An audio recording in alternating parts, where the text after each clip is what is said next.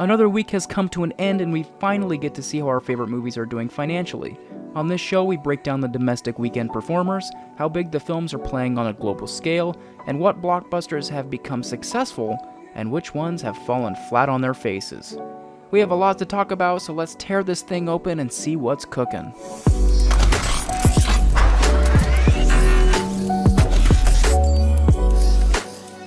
In its fourth weekend, Spider-Man Across the Spider-Verse has shot back up to the #1 spot once again, with $19.30 million, dropping only 28.5%. Wow, what an impressive run for this movie. It is absolutely killing it in the domestic market.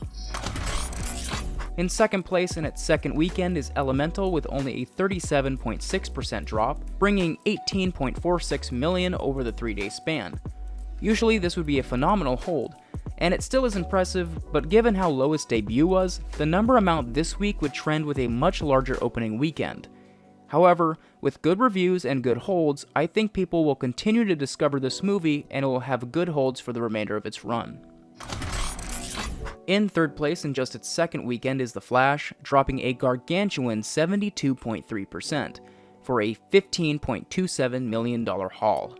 This is embarrassing, and just further proof of how divisive this movie is. Mixed reception from audiences and poor box office numbers, this movie will not last much longer in theaters.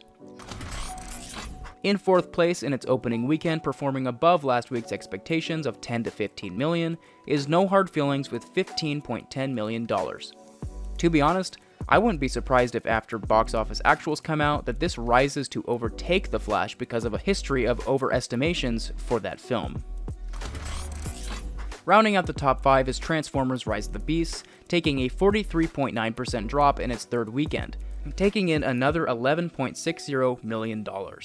I also expect this number to go up when actuals come out because Transformers has been underestimated week after week. So, per usual, I will be pinning the actuals in the comments section below when that information becomes available. Now let's move on to check out how some of the bigger blockbusters are doing at the worldwide box office. Just so you know, I only qualify films that have blockbuster level budgets for these next two categories of the report. After 10 days, The Flash has grossed $210.94 million worldwide, becoming a massive global box office disappointment. Speaking of disappointments, after a horrible debut last weekend, Elemental has actually bounced back a bit, grossing $121.11 million in its first 10 days. Transformers Rise of the Beasts is still slowly but surely chugging along, having grossed $341.25 million after 16 days. Doing even better is Spider-Man Across the Spider-Verse, which after 23 days has grossed an awesome $560.25 million, predominantly from the domestic market. The Little Mermaid, however, after its first 30 days has failed to cross 500 million, grossing $499.34 million across the globe. And lastly, Fast X is starting to fizzle out after 37 days, having grossed $689.25 million. Hopefully next week it will have crossed $700 million, because that is a big milestone, and it will be perfect timing because that will be the last week Fast X will be on the show. Over the last 37 days, these films have grossed a whopping $2.422 billion in ticket sales across the globe. Moving on to our profitability calculator, I've done a bunch of research and have created a formula for estimating the profit margin of blockbuster films. Movie studios don't get all the revenue back. In fact, they only get 2/3 of the domestic take, and across the rest of the world, the take is only around 45%. How we calculate profitability is we combine the production budget with the advertising costs. Advertising is hard to find numbers on, so if nothing is reported, it's usually half of the production budget but not greater than 100 million.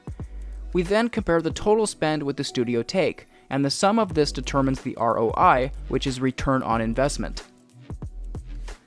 First off is Fast X, which had an absurd budget thanks to massive production issues, inflating its budget to $340 million.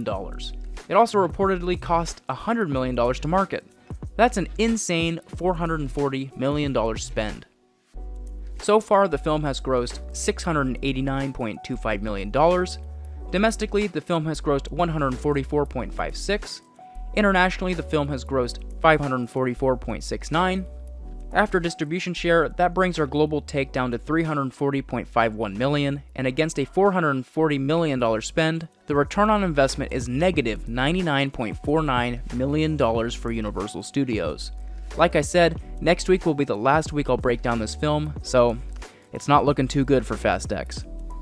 As for The Little Mermaid, it had a massive production budget of $250 million and a marketing budget of a whopping $150 million.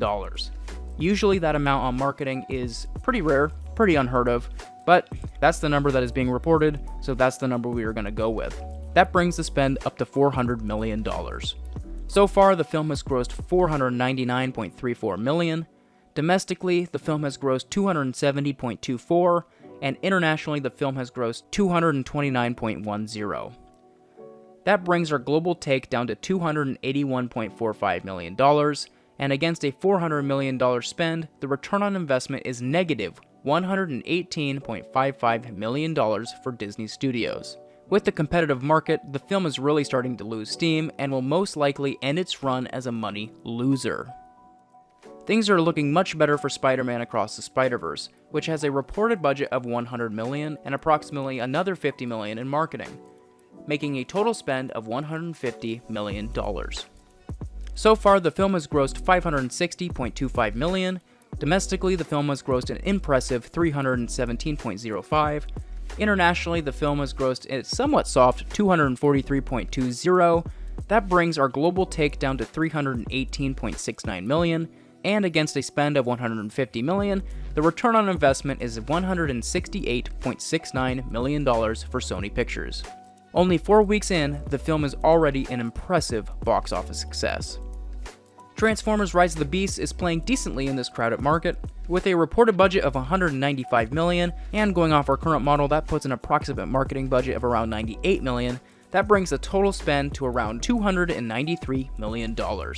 So far, the film has grossed $341.25 million worldwide. Domestically, the film has grossed a somewhat soft $122.95. Internationally, the film is performing better with $218.30.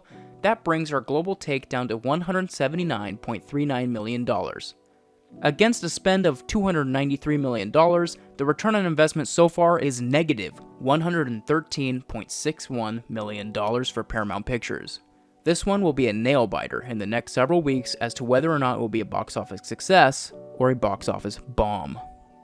Elemental seems to be on a bit of a comeback tour with a reported budget of $200 million and an approximate marketing budget of $100 million. That brings the spend to around $300 million.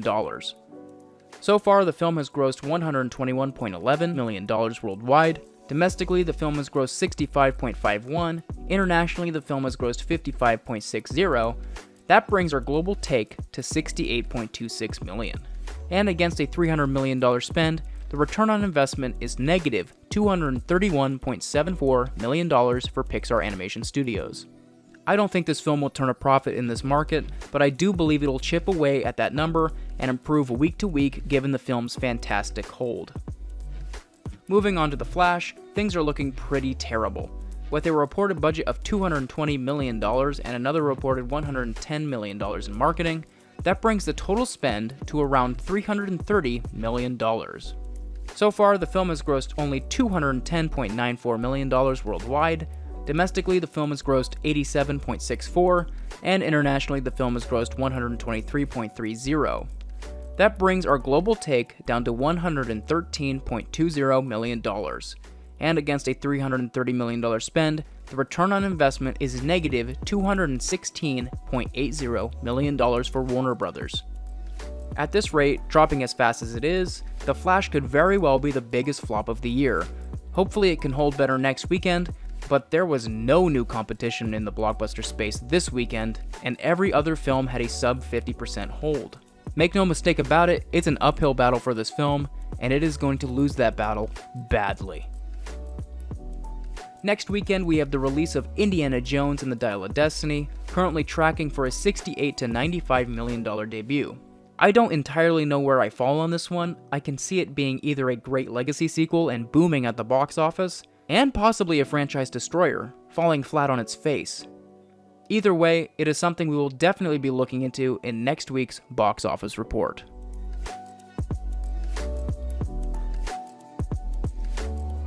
Thanks for checking out the video. If you enjoyed it, please consider liking, subscribing, and sticking around. I do movie reviews and box office reports every single week, so if you don't want to miss that, you know what to do.